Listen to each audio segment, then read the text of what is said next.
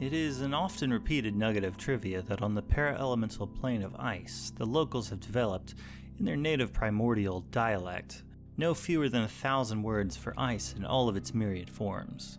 This is not a mere flourish of linguistic excess, but rather a very necessary lexicon to fully and deeply explain their land, which is perpetually churned by the plane of water and blasted by the plane of air.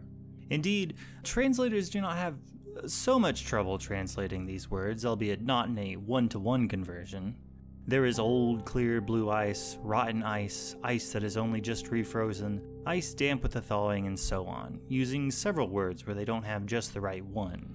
In much the same way, the various spacefaring races have developed new words to describe the conditions that they must travel through.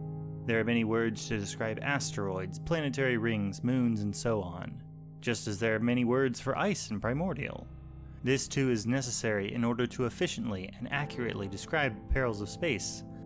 However, there is one concept which every spacefaring civilization has, in their various languages, felt the need to name. Elves, gnomes, the warmongering Gif, and even the spider-like Nyogi. They all have a singular, almost sacred word for the stupefying, awe-inspiring vastness of space. There is not a word for it yet in common exactly, although when translated it is often written as bigness with a capital B, or, on occasions where the scribe is feeling a bit more poetic, it is sometimes called the darkness between stars. You've had the occasion to learn of this linguistic quirk from the various veteran sailors you've encountered in your travels. When they learn that you are new to spelljamming, they inquire gleefully if you have yet left your home sphere. When you invariably answer that no, you have not, most of them just smile slyly and say that leaving the shell for the first time is something you'll never forget. A few of them will try to describe the capital B bigness of the universe, explaining, even as they do so, that all descriptions will fall short. It's just something that you will have to see to really understand. A sailor of more conventional, watery oceans might think that they know the feeling of capital B bigness.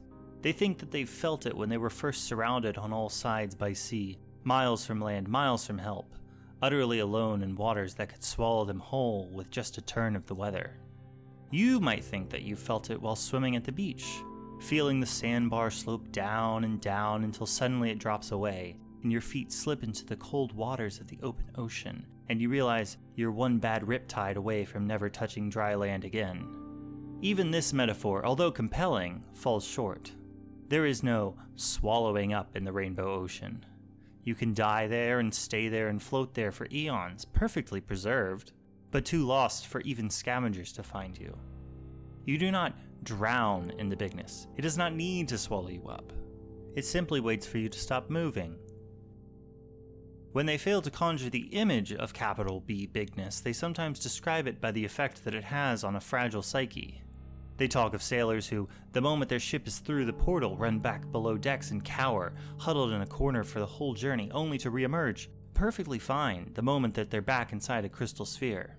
They talk about helmsmen who, as soon as they start sailing through the flow, scream like madmen and wheel the ship back into the sphere, refusing to depart, even under pain of death. So harrowed were they by their brief foray into the phlogiston. You will, they assure you, be trapped in a stunned silence, humbled and awed no matter who you are. The elves have a word for this as well, Kir-Eviri in their native tongue, the trance of the void. Some sailors even die from it, standing and staring outward until they collapse, not even stirred from the trance by hunger or thirst. Even the most evil, jaded, monstrous villain is powerless to the siren song of the rainbow ocean, and their first glimpse at all of its terrifying emptiness. This, some scholars posit, is why conquest of the known universe is a fantasy only found in those who are undying, deeply narcissistic, or both, as is usually the case.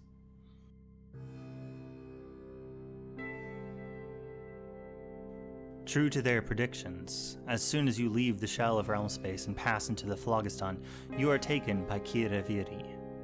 The ship drifts forward into the flow, and your sight goes on before it, staring outward, out into infinity, out into the trackless void, out into that insubstantial miasma of color called the phlogiston. You look back and your whole field of view is dominated by the glossy obsidian exterior of the crystal sphere, which does not look like a sphere this close up, but rather a flat wall, infinitely tall and wide, a wall which now stands between you and literally everything you have known up to this point. For a moment your world is split between two infinities. Ahead of you is the endless ocean of swirling luminous rainbow mists. Behind you is a stoic black wall as solid as the ocean is insubstantial. As your ship starts to pick up speed, however, the two infinities become unequal. The wall starts to bulge forward. As you get farther away, you can start to perceive the curve of the crystal sphere. Then from a bulging wall, it becomes a wide mound, then a dome. Then when you look back, you can start to see the edges of it, and you realize it's not infinite after all, but painfully finite. The borders of it stand out starkly against the rainbow ocean, which extends forever in all directions, a massive object, but one which has boundaries, limits, a border, an end. The dome becomes a sphere, and the sphere gets smaller and smaller until it is just a circle, and then just a black dot dancing in the flow. You stare at it until you lose it in a swirl of color, blinking out of sight. Everything you've known, gone, and you are gone from it, and all that is left is the rainbow ocean all about you. It does not swallow you up, it does not even try to hide you, but it blots you out nonetheless, with its immeasurable, inconceivable, capital B, bigness.